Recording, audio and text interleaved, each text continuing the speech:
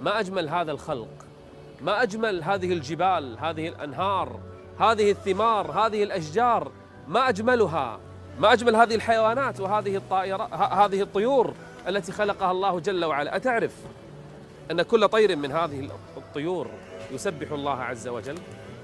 هذا الحمام هذا الآن الذي نراه، كل كائن منها يسبح الله عز وجل.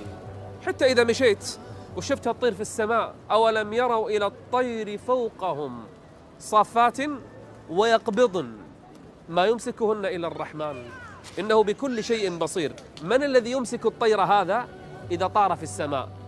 إنه الله جل وعلا. هذه الطيور تسبح الله، وإن من شيء إلا يسبح بحمده ولكن لا تفقهون تسبيحهم. صح يسافر الإنسان لكنه يتدبر هذه المعاني، يتفكر في هذه المعاني. مو فقط شفت طيور في السماء، شفت طيور في غابة، شفت ألوان جميلة أحمر وأخضر وأصفر. تفكر في خلق الله، هذا خلق الله. فأروني ماذا خلق الذين من دونه. هذا خلق الله. الله عز وجل يقول أخبروني ماذا خلق الذين دون الله عز وجل، ماذا خلقوا. هذا خلق الله عز وجل. انظر إليه كم هو جميل. انظر إليه، إذا ألفته يألفك، وإذا رحمته فإنه يألفك.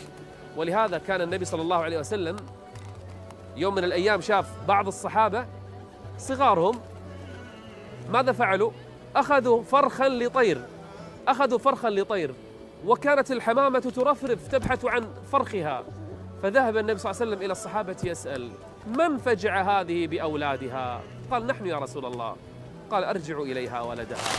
والراحمون يرحمهم الرحمن، صار رزقهم. نسأل الله أن يكتب لنا الأجر. خذ من التاريخ عبرة.